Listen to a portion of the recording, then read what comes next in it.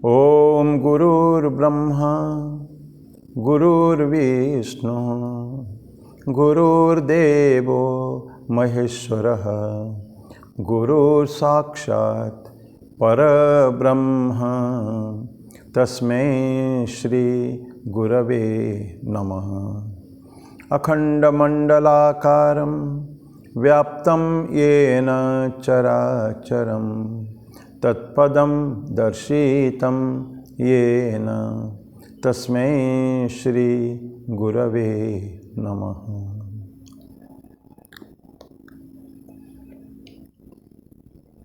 गुरु के गुरु परम गुरु व्यासदेव जी को मैं वेद व्यास जी को प्रणाम करता हूँ। कल गुरु पूर्णिमा का पावन उत्सव था और व्यासदेव का जन्मदिन भी था कल, इसलिए उसको व्यास पूर्णिमा भी कहा जाता है। और हम जानते हैं हिंदुओं के करीब करीब सारे शास्त्र, मुख्य शास्त्र उन्हीं के द्वारा रचना है। हमारा जो धर्म ग्रंथ है वेद, उन्हीं के द्वारा संकलित है। उसी में से उपनिषद, ब्रह्मसूत्र ये सब आए हैं। जो उपनिषद, ब्रह्मसूत्र, प्रस्थानत्रय भी आते हैं। मोक्ष शास्त्र में मुख्य 2 ग्रंथ है, वो तीसरा भगवद गीता है। महाभारत उन्होंने रचना की, जिसका एक अंश भगवद गीता है, और 18 पुराण उन्होंने रचना की, और अंतिम में जो महान ग्रंथ श्रीमद् भागवतम। तो हिंदुओं की जो मोक्ष शास्त्र तीनों हैं, तो तीनों की रचना उन्हीं के द्वारा है।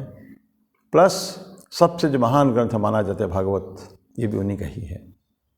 तो उन्हीं के इस पावन उत्सव के ऊपर अवसर पर कल उत्सव चला गया है। मैं गुरु के एक भजन के ऊपर शुरू करता हूँ आज का ये सत्संग। गुरु की महिमा कोई न जाने, कोई न जाने। गुरु की महिमा कोई न जाने, कोई न जाने। ना कोई पंडित नहीं सयाने, गुरु की महिमा कोई न जाने, कोई न जाने। गुरु एक बहती गंगा की धारा, गुरु चरणन ने सबको तारा। गुरु एक बहती गंगा की धारा, गुरु चरणन ने सबको तारा। कृपा को उसकी हर कोई माने, गुरु की महिमा कोई न जाने, कोई न जाने। पीर फकीर की वाणी में वो है, बुद्ध नानक सा सुखदाई वो है। पीर फकीर की वाणी में वो है, बुद्ध नानक सा सुखदाई वो है। प्रेम को उसके कैसे बखाने, सुमिरन के है लाखों बहाने। गुरु की महिमा कोई न जाने, कोई न जाने। शब्द न जाने कहाँ खो गए, आंखें मन की गुवाह हो गए। शब्द न जाने कहाँ खो गए, आंखें मन की गुवाह हो गए। लगन लगी संग प्रीत अगोचर, लोग लगे हमको समझाने। गुरु की महिमा कोई न जाने, कोई न जाने। ना कोई पंडित नहीं सयाने, गुरु की महिमा कोई न जाने, कोई न जाने। कोई न जाने, कोई न जाने।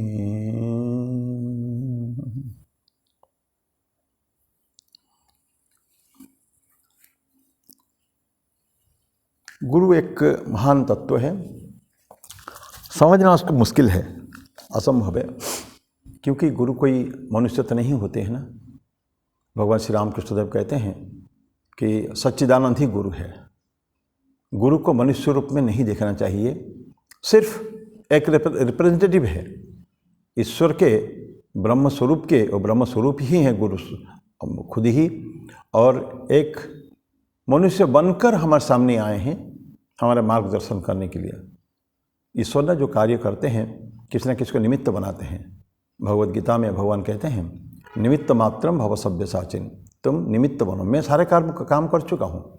ईश्वर उनका काम करते हैं, लेकिन कभी कभी खुद न करके दूसरों से भी कराते हैं। तो गुरु जी इसीलिए आते हैं, तो उनके महिमा को हम नहीं जान सकते हैं, और सारे संतों के वाणी में जितना वेद है सारे गुरु को ही मान सकते हैं हम लोग। इसी आशय का भजन था। तो बहुत पवित्र दिवस कल चला गया। मैं सबको शुभकामनाएं देता हूँ। यद्यपि ये लेट है, बिलेटेड कहते हैं, व्यासदेव जी का जन्मदिन, तो belated happy birthday to Vyasdev, ऐसा कह सकते हैं हम लोग। तो अभी हम भगवद गीता में आते हैं। पिछले रविवार को हम लोगों ने 7वां अध्याय शुरू किया। बहुत सुंदर अध्याय था। 7वां अध्याय में ज्ञान विज्ञान योग था। उसमें अंत में अर्जुन एक प्रश्न करते हैं। उसके पहले थोड़ा सा पुनरावृत्ति कर लूँ। अंतिम के पहला श्लोक 29वां श्लोक में था, भगवान कृष्ण बोलते हैं जरा मरण मोक्षाय मामाश्रित्य यतन्ति ये ते ब्रह्म तद्विधु कृत्स्नम अध्यात्मम कर्म च अखिलम।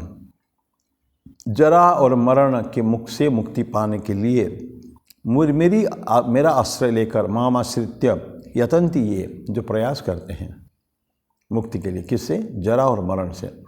मृत्यु से ही मेन है। जरा तो एक अवस्था है, हमारे मृत्यु से पहले की अवस्था है। ते ब्रह्म तद्वितु, वो सब ब्रह्म को जानते हैं, और अध्यात्म को जानते हैं, और कर्म च अखिलम, सारे कर्मों को ही जानते हैं। इसके ऊपर हम लोग ऑलरेडी चर्चा कर चुके हैं। और अंतिम श्लोक में अर्जुन ने प्रश्न किया था, जिसका उत्तर आज हम पढ़ेंगे।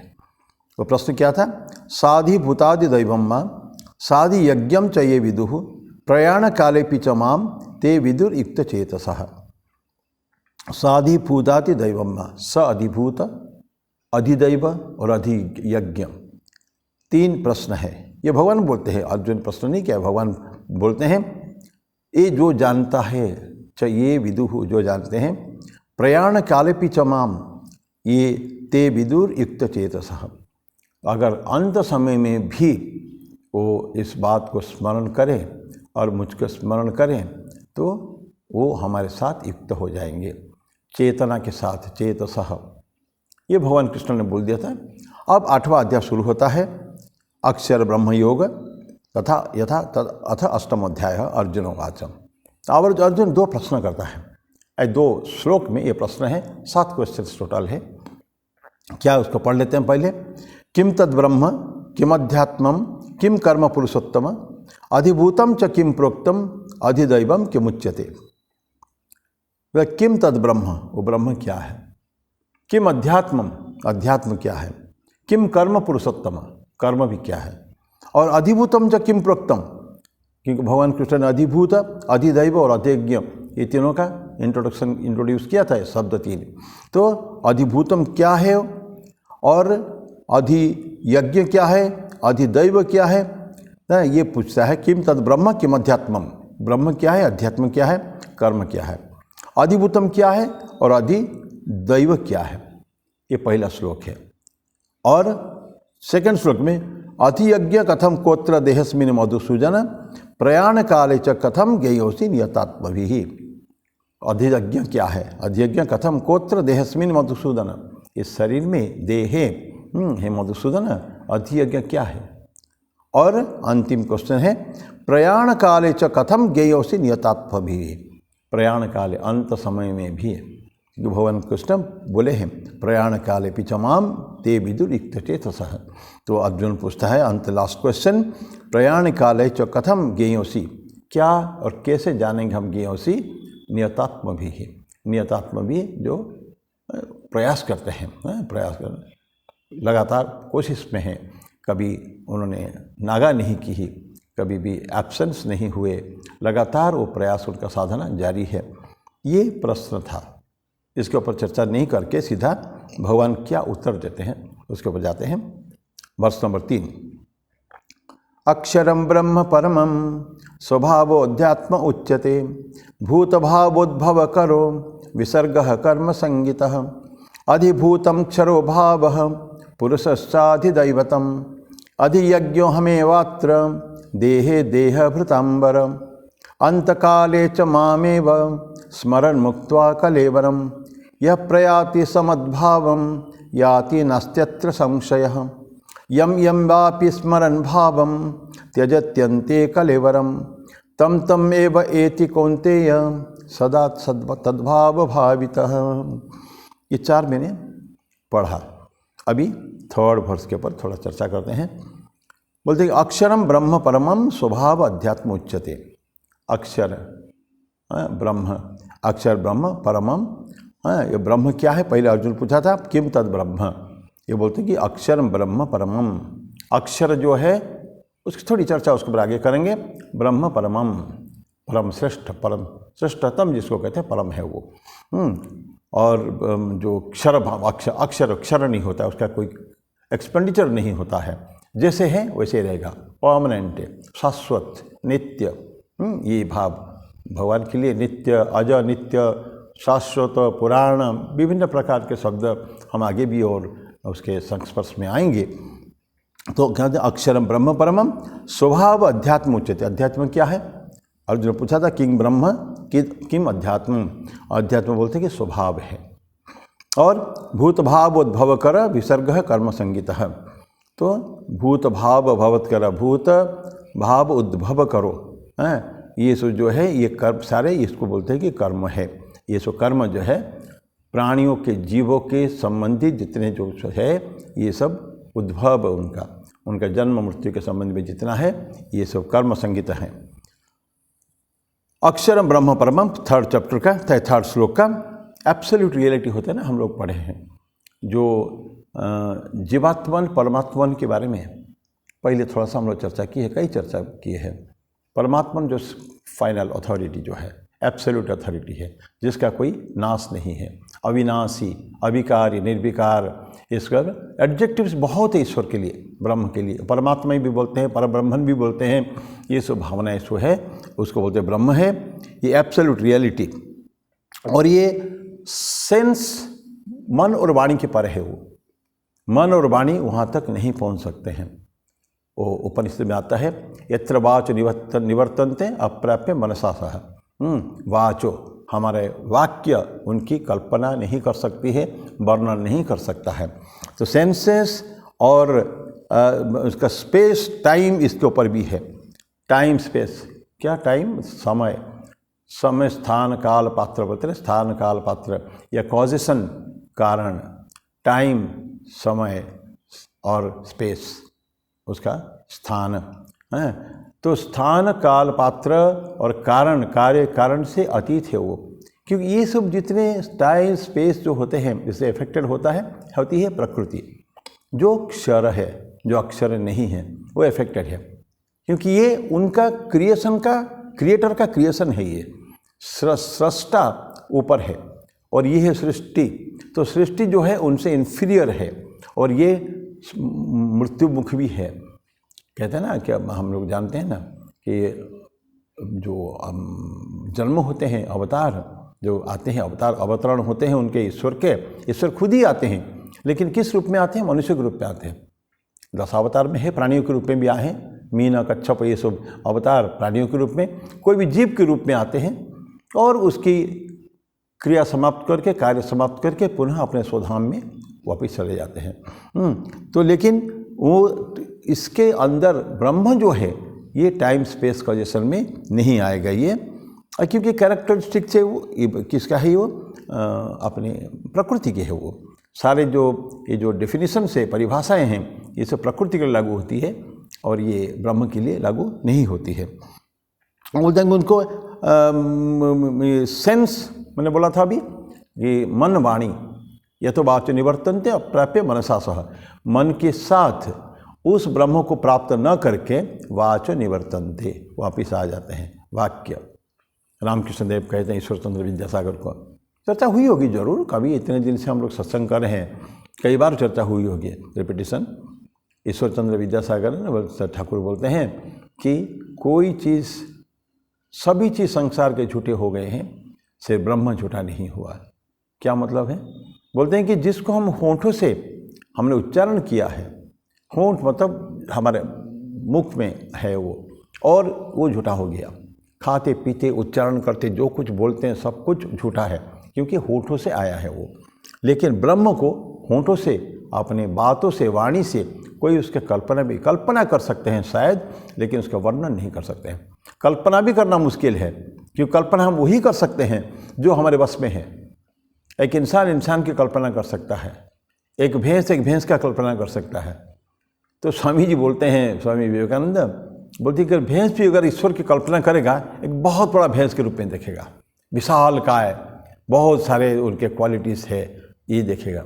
इंसान अगर ईश्वर की कल्पना करेगा, हम उनको अवतार की क्या कल्पना करते हैं, ये 10 हाथ है या 20 हाथ है, बहुत बड़ा विशाल शरीर है, विश्वरूप दर्शन कराते हैं भगवान। तो सारे एट्रीब्यूट्स बहुत है, गुण बहुत है। उस सारे गुणों के साथ हम लोग ईश्वर की कल्पना कर सकते हैं, लेकिन ईश्वर की कल्पना एक मनुष्य के रूप में हम लोग करते हैं। विष्णु खड़े हैं या शिव का एक रूप हम देते हैं, तो रूप हम दे देते हैं उसको, नाम और रूप हम दे देते हैं, ठीक है ना। तो इससे हम जान पाते हैं उनको, अदरवाइज उनको उनकी कल्पना करना, उनके बारे में बोलना ये संभव नहीं है। तो इसलिए क्योंकि ये बुद्धि, मन, वाणी ये उन तक नहीं पहुंचती है, एक्सेस नहीं है, उनके तक प्रवेश नहीं है, तो उसको हम क्या कहते हैं, परम कहते हैं, सुप्रीम, परम। इसे भगवान कहते हैं कि परम है, परमम अक्षरम ब्रह्म परमम, श्रेष्ठ है, श्रेष्ठतम कह सकते हैं हम, सुपरलेटिव डिग्री, अक्षर ब्रह्म परमम। और फिर क्या बोलते हैं, स्वभाव अध्यात्म उच्चते, स्वभाव। अच्छा, इसके पहले देखें, ये जो ब्रह्म और जीव का जो है, हम एक उदाहरण लें, हम सिनेमा देखने जाते हैं, जो लोग सिनेमा देखते होंगे सिनेमा हॉल में या अपने मोबाइल में या अपने स्क्रीन में कहीं भी देखें, तो उस केस में क्या करते हैं हम लोग, एक पर्दा के ऊपर देख रहे हैं ना, एक बहुत बड़ा पर्दा लगी हुई है, या कहीं की जैसे स्टाक वॉल, एक सफ़ेद दीवार है, वो दीवार के ऊपर स्क्रीनिंग कराया जाता है, पिक्चर कराया जाता है, और उसके ऊपर न जाने क्या क्या देखते हैं, सागर देखते हैं, जंगल देखते हैं, और धूम धड़ाका मार देखते हैं, विलेन का खूंखार रूप भी देखते हैं, तो हीरो का एक सौम्य रूप भी देखते हैं, विभिन्न रूप देखते हैं। लेकिन जब सिनेमा समाप्त हो जाता है तो कुछ नहीं रहता, क्या रहता है, सिर्फ पर्दा। कहीं कहीं ऐसा आता है, कोई बहुत खतरनाक सीन देखे, हीरो के ऊपर बहुत अत्याचार हो रहा है विलेन के द्वारा, तो लोग सिनेमा हॉल में बैठने वाले वो इतना नाराज़ होते हैं, तो कुछ कुछ मारते हैं उसके ऊपर, गुस्सा होकर मारते हैं तुमने विलेन के ऊपर। लेकिन उनको पता तो होना चाहिए कि एक सिनेमा चल रहा है, ये यहाँ विलेन नहीं है, हीरो भी नहीं है। तो कितना भी हम करें, उस पर्दा का कोई नाश नहीं होने वाला है। सिनेमा एक दिन समाप्त हो जाएगा, 3 घंटे के बाद, 2 घंटे के बाद सिनेमा समाप्त हो जाएगा, लेकिन उसका नाश माने वो पर्दा वैसे ही रहेगा, ठीक। तो कोई भी प्रकृति में कोई भी परिवर्तन, मॉडिफिकेशन, कोई भी जो हानि लाभ, what ever happens in the प्रकृति, ये ब्रह्म को इफेक्ट नहीं करता है। ये ठीक जैसे सिनेमा पर्दा के ऊपर है, उसी तरह का ये ब्रह्मन जो है ना, ये उसका बैकग्राउंड है, ये सारे प्रकृति को सस्टेन करके रखने के लिए, क्योंकि उसका क्रिएशन है। ब्रह्म का पहले हम पढ़ चुके हैं, ब्रह्म से ब्रह्म का क्रिएशन है ये जो प्रकृति, पुरुष का क्रिएशन, पुरुष के बारे में थोड़ा बाद में हम लोग पढ़ेंगे। तो ब्रह्म का क्रिएशन है प्रकृति, तो पुरुष प्रकृति साथ रहते हैं, मिल के घुल मिल के रहते हैं, पर फिर पुरुष अलग है और प्रकृति अलग है। तो ये हम इसको दोनों को अलग कभी भी नहीं करते। उसका बैकग्राउंड है यूनिवर्स का, सारे सृष्टि का बैकग्राउंड, उसका सस्टेनर, उसका बेस वही है, कौन, हमारे ब्रह्म है। तो ये यूनिवर्स ऐसा है, तो जैसे इफेक्ट नहीं करता पर्दा को, ऐसा ही मैंने पर्दा को, ये भी ऐसे ही है।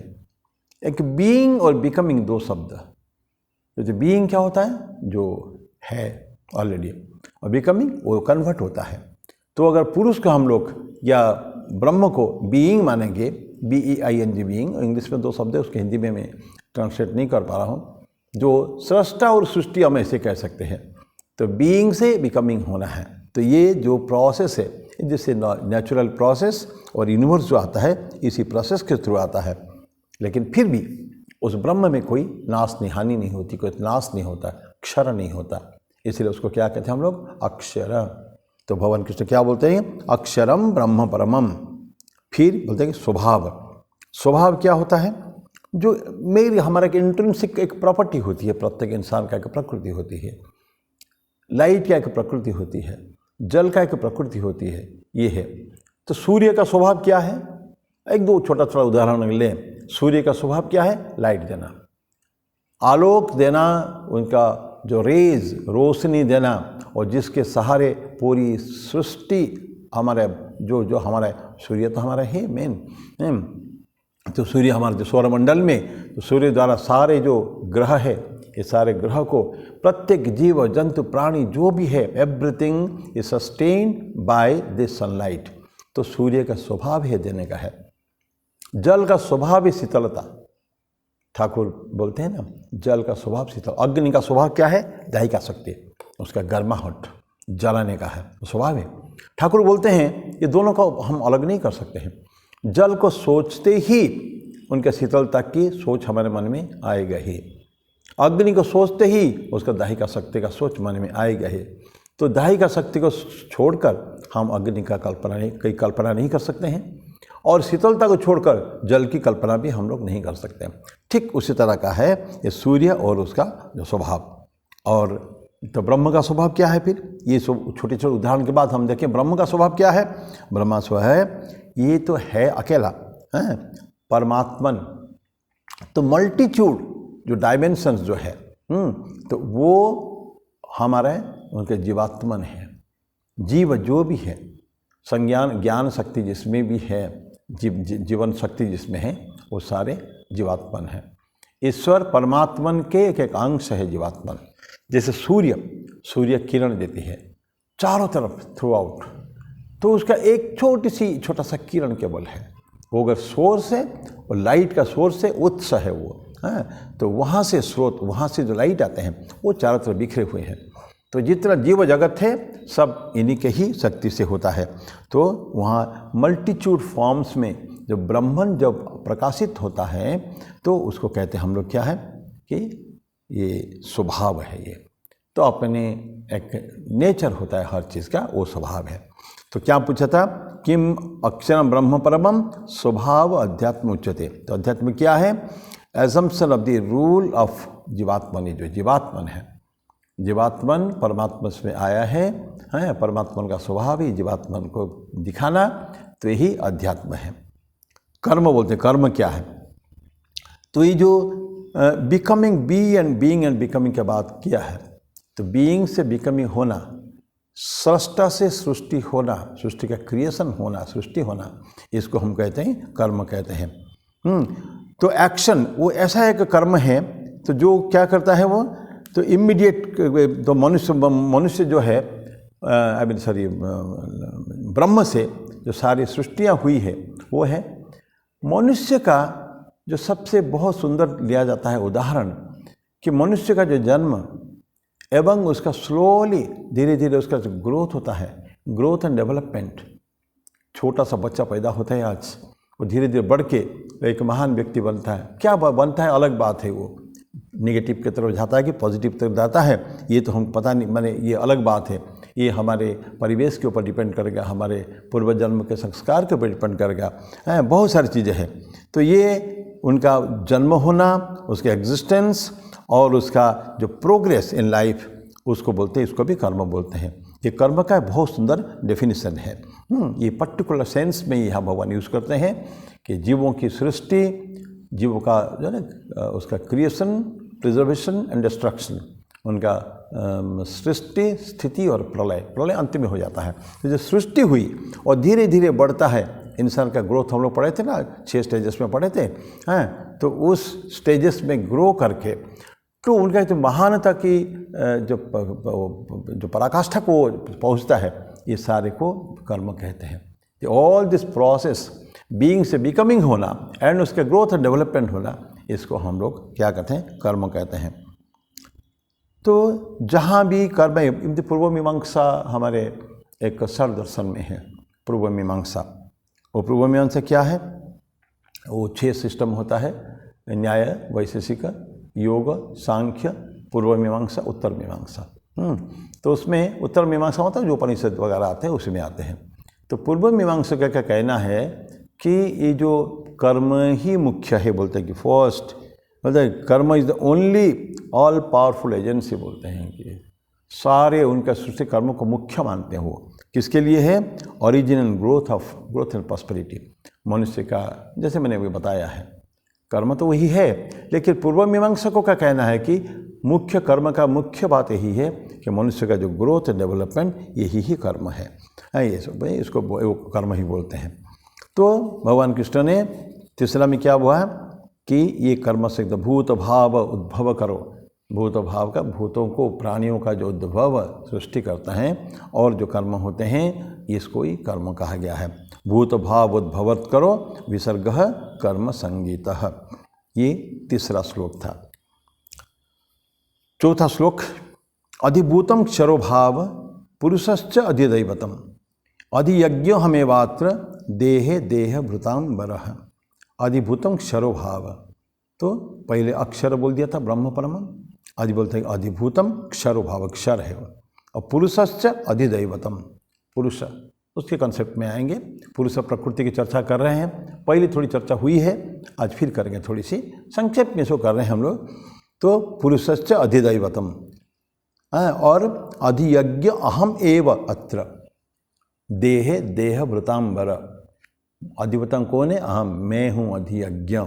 अधियज्ञ अहम एव अत्र, यहाँ मैं ही अधियज्ञ हूँ। देह देह वृतांबर, देह मतलब देह, शरीर में देह वृताम जो जन्म हुआ है, तो उस लोग जन्म में उसमें मैं ही अधियज्ञ हूँ। तो अधिभूतम बता दिया, क्षरभाव, पुरुष अधिदैवत है और अधियज्ञ मैं हूँ, ऐसा बता दिया उन्होंने। तो अधिभूतम क्या है उसके बारे में चर्चा करते हैं। 5 एलिमेंट्स के बारे में पहले पढ़ा है। 5 जो तन्मात्राएं हैं, क्या? भूमिरापो नल वायु खंग मन बुद्धि रेव, जब भगवान कृष्ण पहले बोले हैं पिछले अध्याय में, 7वां अध्याय में, भूमि रेप के प्रकृति के बारे में, परा प्रकृति अपरा प्रकृति के बारे में चर्चा करते हुए तो देख लें कि भूमिरापो नल वायु खंग मन बुद्धि रेव च अहंकार इतियम में भिन्ना प्रकृति रष्टधा। 8 प्रकृति मेरे ऐसा है, वहाँ 7वां अध्याय में पढ़ते हैं। भूमि जमीन, ये मिट्टी, भूमि, आप जल, आप अनल अग्नि, वायु जानते ये, और खंग मतलब आकाश, वायु में आकाश, ये 5 बोला तो भूमि, आप, अनल, वायु, खंग, ये और मन बुद्धि रेवच और अहंकार इतियम में। तो मन बुद्धि अहंकार 3 और भूमि आप अनल वायु खंग, ये हो गया 5 + 3, ये 8 हो गए। ये भगवान बोलते हैं कि अपरेय मितस्त्वन्याम, तो परा प्रवृत्ति को तुम जानो, विद्धि में प्रकृति में पराम, आगे दूसरी चीज़ें हैं। तो अपरा प्रकृति के अंदर ये सब आते हैं। तो क्योंकि अक्षर, इसलिए मेरे को इतना हम चर्चा कर रहे हैं कि अक्षर ब्रह्म को बोल दिया है, तो ये जो अक्षर वो हो गया, तो अक्षर क्या हो गए?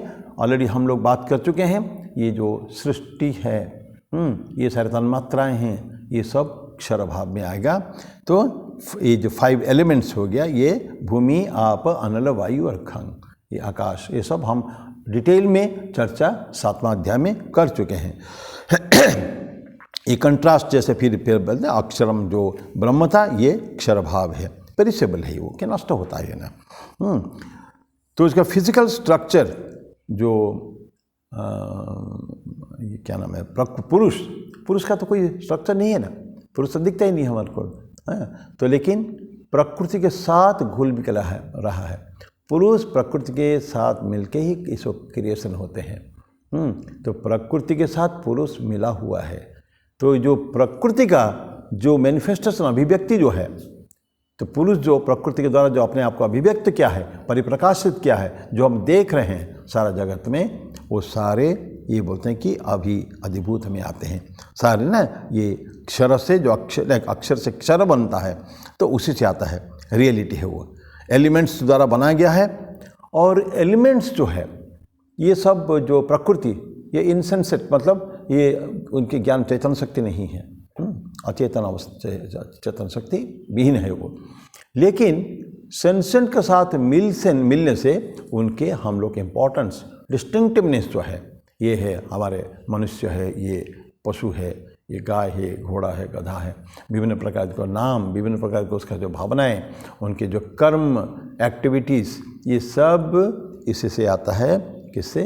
जो रियलिटी जो है हमारे ब्रह्म, रियल होता है ब्रह्म, परम सत्ता जो है, वो विभिन्न भाव प्राणियों के थ्रू, विभिन्न पूरा प्रकृति में ही परिव्याप्त है वो। तो इसको बोलते हैं ये सारे ये अधिभूत में आते हैं। तो अचेतन होने के बाद भी जो ये पुरुष के साथ, चेतन शक्ति के साथ, चेतन का स्रोत जो है, चैतन्य सत्ता के साथ जो जुड़े हुए हैं, इसके लिए हम इसको महत्व देते हैं। अदरवाइज़ चेतन सत्ता के विहीन कोई वैल्यू किसी का नहीं है। हम लोग भी बातें करते हैं, काम करते हैं, प्राणवायु चेतन शक्ति, चेतना के कारण। जहाँ चेतन शक्ति चली जाएगी, जहाँ प्राणवायु हमारे से चले जाएगा, उसके बाद हम कहीं की नहीं रहेंगे। आदि शंकराचार्य बोलते हैं ना कि जब तक शरीर में प्राण है, यावत् पवनो निवसति देहे, कुशलम तावत् पृच्छति गेहे, गतवती वायु देहापाय, भार्य बिभ्यति तस्मिन् काय। जब तक प्राण शक्ति, ये चेतन शक्ति हमारे अंदर है, तब तक सब पूछ रहे हैं कहो कैसा हो। लेकिन जब ये हमें शरीर से निकल जाएगा तो फिर कोई पूछने वाला नहीं है, नोबडी आस्क्स यू, सब समाप्त हो जाता है। तो ये भावनाएं हमारे मन में रखें कि चेतन शक्ति के कारण ही, उससे घुल मिलकर, उससे जुड़े रहने के कारण ही हमारे डिस्टिंक्टिवनेस है। तो ये उसको थोड़ा उदाहरण के देते, छोटा सा उदाहरण है, संत लोग का कोई भी उदाहरण दे सकते हैं कि कैसा मानते हैं कि वावेल इंग्लिश लैंग्वेज में आता है, वावेल और कंसोनेंट। वावेल क्या होते हैं? ए ई आई ओ यू, ये 5 वावेल होते हैं, और बाकी सब जो है, बाकी 21, ये सब कंसोनेंट होते हैं। तो कंसोनेंट के साथ वावेल जैसे मिला हुआ है, तो वावेल उसके बिना काम नहीं चलता है। तो इस जैसे ठीक उसी तरह का बोलते हैं। अब किसी के भी कोई लिटरेरी कोई व्यक्ति होगा, उसने वावेल कंसोनेंट की बात लिया है, नहीं तो कहाँ आध्यात्मिक के अंदर ये इंग्लिश लैंग्वेज हम ले आते हैं। तो बोलते हैं कि ये ठीक उसी तरह का है, सेंसेंट और इनसेंसेंट, चेतन शक्ति और अचेतन, चेतन सत्ता और अचेतन जो पदार्थ है, ये दोनों की मिलाव है। फिर क्या बोलते हैं, एक और उदाहरण देते हैं। वो उदाहरण कवि ठाकुर ने भी दिया है कि स्किन, ये फल देखते हैं हम लोग, फल का एक छिलका भी होता है। अब छिलका हमारे यूज़ नहीं, हम लोग छिलका खाते हैं ऐसा नहीं है, एप्पल खाएंगे तो छिलका के साथ खाइए, सब्जी छिलका के साथ खाते हैं, लेकिन सभी फल का हम लोग छिलका जो उसका स्किन नहीं खाते हैं, उसको उठा के फेंक देते हैं। तो बेल जैसे खाएंगे तो उसका वो जो फल का, फूल से फल का ग्रोथ हुआ, धीरे धीरे उसका स्किन भी बढ़ा, और बढ़ने के बाद उसका फिर बड़ा फल हुआ। तो ठीक इस तरह का स्किन क्या है, उसको प्रोटेक्ट करता है, उस फल को प्रोटेक्ट कर रहा है, और स्किन के कारण ही ये फल का, इस फल की सत्ता है। तो उसी तरह, ठीक उसी तरह का, तो इस तरह फल से हम स्किन को अलग नहीं कर सकते हैं। ठाकुर क्या बात, सुंदर बातें बोलते हैं कि अगर आपको बेल खाना है या कोई भी आम खाना है, चलते आम खाना है, बेल खाना है, तो जब लाते हैं हम आम की गुठली फेंक देते हैं, आम की छिलका फेंक देते हैं, तो केवल उसका गूदा को खाते हैं हम लोग, या बेल को ऊपर जो खोपड़ा है उसको छोड़ देते हैं, उसका बीज छोड़ देते हैं, और कुछ चीज़ें छोड़ देते हैं अंदर, और सिर्फ गूदा को रस बना के, जूस बना के ऐसे खाते हैं। लेकिन कोई पूछेगा बेल का वजन कितना है टोटल, तो हम उसको छोड़ पाएंगे क्या? नहीं। जब बेल का वजन लेना है तो सभी को लेना है, उसका खोपड़ा भी लेना है, छिलका भी उनके गूदा भी लेना है, उसका बीज भी लेना है, एवरीथिंग, आम का भी गुठला, आम का स्किन, आम का गूदा, सब कुछ लेना पड़ेगा। तो ये जैसे स्किन या ऐसे ऐसे चीज़ें जो अनयूज्ड हमारे से यूज़फुल नहीं है, लेकिन वो साथ में किसके साथ है? गूदा के साथ है। ठीक इसी तरह का पुरुष और प्रकृति आपस में मिले हुए हैं। तो ये इसी के द्वारा ही इसकी आवश्यकता भी है, नहीं तो पुरुष अपने आप को ये प्रकाशित कैसे करेगा? पुरुष दिखेगा कैसे? पुरुष तो चेतन सत्ता केवल है, केवल सत्ता है, तत्व है वो, केवल वो तो दिखने वाला नहीं है। तो it to be seen, to be visible, और ये कर्ममय जगत में आके अपने अपने कार्य करने के लिए ब्रह्म को जो कार्य करना है, निष्पादित करना है, वो कार्य के लिए ही वो अपने आप को दिखा रहा है, मैनिफेस्ट कर रहा है, अभिव्यक्त कर रहा है इसी के थ्रू। बस ये हो गया आपका स्वभाव अध्यात्म उच्यते। भूत भाव वह, ये तो हो गया, कर्म संगीत हो गया। क्षर पुरुष ध्यान, अभी पुरुष के बारे में पढ़ें। पुरुष क्या होता है? पुरुष एक्चुअली एग्जैक्ट मीनिंग ये होता है जिससे परिपूर्ण होता है सारे, by which everything is filled, ये हो गए पुरुष। तो ये तो पुरुष हम लोग, लेकिन और एक है पूर्व में जो रहता है। पूर्व हमारे शरीर को नवद्वार वाला एक शरीर पूर्व बोला गया है। तो नवद्वार 9 द्वार है इस शरीर में, प्रत्येक शरीर में 9 द्वार है। नवद्वारे पूरे देही बोलते हैं कि, तो जो पूर्व में वास करता है वो भी पुरुष उसको कहलाता है। और पुरुष आया है प्री शब्द से, प्री संस्कृत में है, दैट मीन्स टू फिल, प्री मीन्स टू बी फुलफिल्ड। तो ये पुरुष का मीनिंग बहुत ज़बरदस्त मीनिंग है। लिटरल क्या है? That by which everything is filled. सभी के अंतर की जो पूरी सत्ता है, पुरुष परिपूर्ण, जैसा हम एक जीव है, हम लोग जीव है, जीवात्मन है, लेकिन बाकी हम लोग परिपूर्ण किससे हैं? सब कुछ हमारे ब्रह्म ही है। तो दैट इज़ पुरुष। तो प्रकृति के साथ पुरुष, हम एक व्यक्ति है, ये हमारे अंदर सत्ता पुरुष है, और हमारा जो बॉडी, जो शरीर दिख रहा है, ये प्रकृति है। तो इस तरह का अब पुरुष से जो पूर्व में रहता है। नवद्वार, पता है आपको नवद्वार क्या होता है? कि 2 आँखें हैं, 2 कान हैं, 2 नाक है, देन लिंग और गुदा, ये हो गया 8, और ये सहस्रार जो चक्र का अंतिम चक्र है, ये भी एक बहुत फाइन एक द्वार है, जिस द्वार से योगियों का मृत्यु के समय में, उनका महाप्रयाण के समय में प्राणवायु वहीं से निकल जाता है, जो जीवात्मा उधर से निकल जाता है। तो इस तरह की 9 द्वार हमारे अंदर है। तो इसलिए बोलते हैं नवद्वारे पूरे देही। तो हमको ध्यान रखिए, इसको सारे हमारे द्वार है, और उसमें पुरुष रहते हैं। तो ये हो गया, इसको कहा गया अधिदैव, पुरुषश्च अधिदैवतम। और अधियज्ञ क्या होता है? अधियज्ञ, ये पुरुष को हिरण्यगर्भ भी बोलते हैं। हिरण्यगर्भ, कस्मिक सोल, कस्मिक पर है अनंत सत्ता जो है, कस्मिक बोलते हैं। तो कस्मिक सोल का, जैसे मैं पहले थोड़ा बोला था कि जैसे सूर्य का किरण है, ठीक उस तरह का हिरण्यगर्भ कस्मिक सत्ता है। उससे जो रेज होते हैं, छोटे छोटे किरण होते हैं, छोटे छोटे स्फुलिंग चिंगारियाँ होती है, ये सब जीवात्मा के नाम से हम लोग जानते हैं। तो हिरण्यगर्भ भी बोलते हैं। सारे यूनिवर्स से प्रकृति है, वो हिरण्यगर्भ से की सृष्टि है।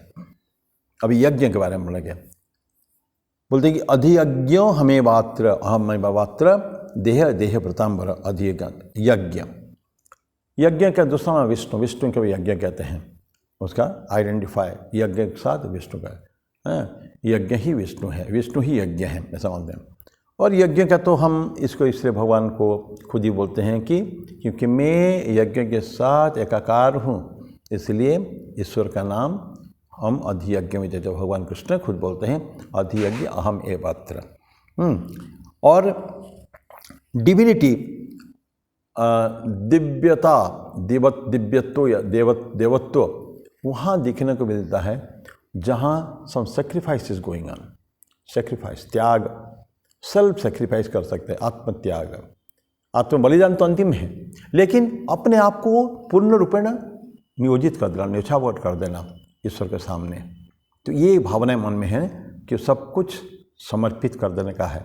तो ये इसको बोलते हैं कि डिविनिटी प्रेजेंट वही है जहाँ भी एक सेल्फ सेक्रीफाइस होता है तो वहाँ। और ये अंतिम कहाँ आता है? जो हाईएस्ट सेल्फ सेक्रीफाइस हो सकता है वो जीवात्मन अपने आप को, अपने सत्ता को परमात्मन में विलीन कर देता है। इसी को तो मुक्ति कहते हैं हम लोग। जीवात्मन का परमात्मन के साथ मिलन हो जाना, अदरवाइज जीवात्मन के ऊपर हमेशा एक कोटिंग, एक आवरण रहता है। किसका? कामना और वासनाओं के आवरण। इस आवरण ही है, तो आवरण के कारण ही है जीवात्मा परमात्मा में मिल नहीं पा रहा है। पुनः मैं ठाकुर का उस उदाहरण दूँ कि सुई में अगर कीचड़ सना हुआ है, लगा हुआ है, वो वो जाके मिल नहीं सकता जाके उसमें चुंबक से। तो जैसे ही हम उसको धो देते हैं, पोंछ देते हैं उस कीचड़ को, सने हुए कीचड़ को, इमीडिएटली वो तो क्विकली इमीडिएटली वो चुंबक उसको खींच लेगा। तो परमात्मन के साथ ये जो जीवात्मन का मिलन नहीं हो पाना एक आवरण के कारण है। घड़ा में हम एक घड़ा रखे हैं, ये सब बड़ा क्लासिक उदाहरण है। नदी के अंदर खड़े हैं और हम घड़े के अंदर मटका के अंदर पानी रखे हैं, वही नदी का पानी है। तो अभी नदी का पानी को हम लोगों ने घड़े के पानी से फर्क कर दिया, अलग कर दिया। अलग क्यों है? पानी तो वही है, इसके बीच में घड़ा है और घड़ा को फोड़ दें। फोड़ देने से क्या होगा कि वही पानी उसे मिल जाएगा। तो अभी घड़े का पानी, घट का जल, घटस्थ जल और नदी जल, ये एक हो गया, एकाकार है, वो एक ही है। ठीक उसी तरह का है परमात्मन और जीवात्मन एक ही है, सिर्फ उनका एक चिंगारी आके हमारे जीवात्मन का नाम ले रहा है बारंबार बारंबार, और अनंत काल तक, अनंत जन्म हम लोग लाखों जन्म ले रहे हैं अपने कर्मों के कारण। लेकिन जब सारे मिट जाएगा, वो आवरण क्या है? कामना और वासनाओं का, इच्छाओं का आवरण है। वो आवरण हटा तो दें। इसलिए क्यों बोलते हैं कि डिज़ायरलेस होने के लिए बोलते हैं कि इच्छा, कोई इच्छा नहीं, तो कामना शून्य हो जाने का है। स्वामी जी बोलते हैं हमारा आइडियल यही है, डिज़ायरलेसनेस इज आवर आइडियल। तो होते कहाँ हैं? तो हाईएस्ट मैनिफेस्टेशन क्या है उसका कि ये जो अपने जीवात्मन, ये अपने आप को परमात्मा में विलीन कर दें, और तभी उसको कहते हैं हम लोग मुक्ति कहते हैं। तो यही इस तरह का कंप्लीट परमात्मा से मिलना, दैट इज द हाईएस्ट। तो सरेंडर, कंप्लीट सरेंडर। तो हम अपना, एक व्यक्ति जो भक्त होता है, जो योगी होता है, अपने इंडिविजुअलिटीज़ को, अपनी पर्सनालिटी को, सब कुछ, शरीर, मन, वाणी, हमारा everything is surrenders at the feet of the lord, ईश्वर के समर्पण, इसके सामने समर्पण कर देता है। तो उसका जो बिकमिंग जो है, और फिर बीइंग के साथ मिल जाता है। उसके इंडिविजुअल कॉन्शसनेस, ये अपने को जाके किसे कस्मिक कॉन्शसनेस साथ जाके मिल जाता है। तो और इंडिविजुअलिटी और उसका कुछ रहा नहीं। ठीक जैसे पानी, घट का पानी अनंत सागर में विलीन हो जाता है, उसी तरह पता ही नहीं चलता। अभी तक उसका अहंकार रहता है घट में कि मैं हूँ, या व्यक्ति का अहंकार रहता है कि मैं हूँ बड़ा। कुछ नहीं, हम लोग nothing, we are nothing, zero, nothing. कोई हमारे को एग्जिस्टेंस ही नहीं है।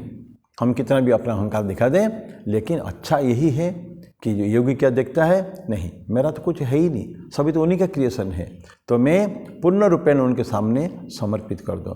देखिए, ये हम लोग का आइडियल भी यही है, इसके अलावा हम लोग नहीं चल पाएंगे। आइडियल यही है हमारा, जाने अनजाने, चाहे ना चाहे, हमको मुक्ति होनी ही है। हम डिले कर रहे हैं। ईश्वर चाहते हैं मेरे बच्चे तुम मेरे पास आओ। He is calling us, spreading his arms, कि अपने बाहें खुले हैं ईश्वर के, बुला रहे हैं तुम आओ तो मेरे पास। मैं तुम आलिंगन करने के लिए तैयार हूँ, मेरे अंदर समाज जाने के लिए मैं तैयार हूँ। ईश्वर ने किया है कि नहीं? कई बार हम लोग, आप जब देखे होंगे महाभारत में, भगवान कृष्ण के सीरियल में, जिनको ईश्वर लेना चाहे उनको धीरे धीरे आके अपने अंदर उनकी विलीन कर दिया, अपने अंदर चला गया, समा गए। क्यों? ईश्वर के भक्त थे वो। यहाँ तक कि जो ईश्वर के द्वेष भाव में भी था, द्वेष भाव में भी थे, तो उनको भी ईश्वर ने अपने पास लगा दिया। शिशुपाल के जानते हैं, शिशुपाल भगवान कृष्ण ने उनको अपने अंदर ले लिया, मारा उनको, सुदर्शन चक्र में मारा, लेकिन फिर अपने आप में भी ले लिया। इस तरह कई इस तरह के शास्त्र जो देखते हैं हम लोग, उसमें देखते हैं, सुनते हैं, सीरियल में देखने को मिल जाता है कि स्लोली ये सत्ता आके धीरे धीरे धीरे धीरे धीरे उनके अंदर विलीन हो जाता है। तो now Shishupal became one with Krishna, दुश्मन होने के बाद भी। ये बड़ी बहुत सुंदर बातें हैं कि ईश्वर से तुम एकात्मकता करो, उसको पुकारे, उनको हमेशा याद रखे, किसी भाव में हो। स्नेहाद द्वेषाद भयाद वापी, एक बहुत सुंदर श्लोक है, यत्र यत्र मनोदेही धारयेत सकलम धिया, स्नेहात द्वेषात भयात वापि याति तत्तत् स्वरूपताम। हम किसी भी रूप में हम अगर ईश्वर को चाहें, उनकी बातें करें, उनका स्मरण करें, तो किसी बात कैसे स्नेहात प्रेम के कारण, जैसे यशोदा ने भगवान कृष्ण को किया था। भयात भय से, लोग भय कृष्ण से, ईश्वर से भय करते हैं, और द्वेषात द्वेष, शिशुपाल द्वेष करता था। तो ऐसे भय से करें, द्वेष से करें या प्रेम से करें, तीनों में करते हैं, लेकिन उनके स्वरूपता हमारे अंदर आता है, याद करते हैं ना हमेशा। तो ये सब कहानियाँ आती है कि रामायण, जो रामायण में राम रावण युद्ध हो रहा था, तो बंदर भी मरते थे, तो राक्षस भी मरते थे। तो ये है कि स्वामी जी से सुना हमें, तो मरते थे, तो उसमें संजीवनी जो छिटका गया, तो देखा कि राक्षस सेना बहुत ज़्यादा जिंदा हो चुके, वानर सेना जिंदा नहीं हो रहे। तो प्रश्न किया गया, तो उन्होंने ऐसा उत्तर आया कि राक्षस की सेना जो है राम को मारोगे, राम को मारो, राम को मारो, राम को मारो, तो ये राम का नाम ले रहे हैं। और वानर सेना रावण को मारो, रावण को मारो, कुंभकर्ण को मारो, इत्यादि मारो, उनको मारो। तो उनके मुख में राक्षस का नाम था, वानर सेनाओं की, और उनके मुख में राम जी का नाम था। तो उसके कारण ये लोग जिंदा हो गए। ये हमने सुनी हुई बातें हैं, मैं तो रामायण कभी पढ़ा नहीं हूँ, लेकिन ऐसा है। तो जो भी है, तो ये है कि अधियज्ञ हो गया। तो जहाँ अधियज्ञ है वहाँ कोई सेक्रीफाइस की बात है, यज्ञ की भावना के साथ काम होता है, यज्ञ है। तो यज्ञ का कंसेप्ट हम लोग अत्यंत डिटेल में 3rd चैप्टर में पढ़ चुके हैं, 3य अध्याय में कर्मयोग में यज्ञ के बारे में। तो यज्ञ क्या है? पुण्य, सेक्रीफाइस, त्याग, टिल आत्मत्याग। अपने आप को जो योगी क्या देखता है कि मैं कुछ हूँ नहीं, मेरे कोई सत्ता जो है सिर्फ ईश्वर के कारण है, तो इसके कारण वो अपने आप को मन प्राण समर्पित करता है ईश्वर चरण में, और जितना जल्दी चाहता है कि मेरा शरीर, मेरा मन, बुद्धि सब कुछ उनमें विलीन हो जाए। And that is the highest यज्ञ। तो इसलिए ईश्वर को क्या कहते हैं? अधियज्ञ बोलते हैं। श्री रामकृष्ण की वाणी बोल के हम लोग समाप्त करेंगे। बोलते कि एक होली पर्सन, किसको जानेंगे हम लोग? पवित्र व्यक्ति किसके बारे में? जिसका शरीर और मन और बुद्धि सब कुछ ईश्वर के प्रति समर्पित है। वो लॉर्ड के प्रति, उनके ईश्वर के प्रति सारे समर्पित है। उनका कोई अपना करके कुछ है ही नहीं, खुद का कुछ नहीं है। वो दिन रात यही चिंतन में रहता है, ईश्वर के चिंतन, सांस सांस में सुमिरन करके। तो सांस सांस में वेरी डिफिकल्ट है, कष्टदायक है, क्योंकि हम लोग नहीं कर पाते इसलिए बोलते हैं। लेकिन जो योगी जो करता है, दिन रात जिसका चिंतन ईश्वर का चिंतन है, वो क्या देखता है? उनका तो और कुछ है ही नहीं, अपना करके कोई है ही नहीं, तो ईश्वर चिंतन करते हैं। तो वो जानते हुए कि भगवान उसके अंदर है, वो क्या करता है? अत्यंत प्रेम भाव से, भक्ति भाव से ईश्वर की आराधना करता है। आराधना करके अंततगत वो उन्हीं को समर्पित हो जाता है। तो ये था अधियज्ञ हम यत्र देह व्रतम वरमत श्रेष्ठ है वर अर्जुन। तो इस तरह के अधि अक्षर के बारे में पढ़ा हमने, स्वभाव के बारे में पढ़ा, और कर्म के बारे में पढ़ा, अधिभूत पढ़ा, अधियज्ञ पढ़ा, अधिदैव पढ़ा, सब कुछ। ये जो 7 क्वेश्चंस भगवान कृष्ण का था, ये अर्जुन का था। किम तद ब्रह्म किम अध्यात्मम किम कर्म पुरुषोत्तम अधिभूतम च किम प्रोक्तम अधिदैव किमुच्यते अधियज्ञ कथम कोत्र देहस्मिन् मधुसूदन प्रयाण काले च कथम ज्ञेयोसि नियतात्म भी। मृत्यु समय में भी चिंतन होना चाहिए। इसके बाद हम लोग अगले बार पढ़ेंगे। बहुत सुंदर श्लोक है, उसका मैं अभी जानबूझ के नहीं ले रहा हूँ, थोड़ा अधूरा रह जाएगा। वो भगवान कृष्ण कहते हैं कि अंतकाले च मामेव स्मरण मुक्ता, 5वां श्लोक, अंतकाले च मामेव स्मरण मुक्ता कलेवरम यह प्रयाति स मद्भावम एति न अस्ति अत्र संशयः। अंतकाल में, मृत्यु के समय में जो मेरा कुछ मुझे स्मरण करके महाप्रयाण करेगा वो मुझ तक आएगा, इसमें कोई संदेह नहीं है। ये श्लोक है। तो उसके बाद 20 तक का अंतिम जो नेक्स्ट 2 श्लोक है, बहुत सुंदर श्लोक है, तो उसकी चर्चा हम लोग अगली बार करेंगे। आज मैं समाप्त यहीं कर रहा हूँ। यद्यपि थोड़ा समय है हमारे हाथ में, लेकिन मैं ही समाप्त कर देता हूँ। तो आज हमने 1, 2, 3, 4 1-2 श्लोक में कोई चर्चा करने को नहीं थी, तो 3 और 4 2 ही श्लोक हमने चर्चा किया है। तो मैं पुनः गुरु पूर्णिमा चला गया है, चली गई है, पूर्व पूर्णिमा का उत्सव चला गया है। मैं आप सबको शुभकामनाएं देता हूँ व्यासदेव की जयंती पर। और अब पुनः आप सबको नमस्कार करते हुए मैं मेरी वाणी को विराम देता हूँ। नमस्कार। ओम शांति शांति शांति। हरि ओम तत्सत। श्री राम कृष्णार्पणमस्तु।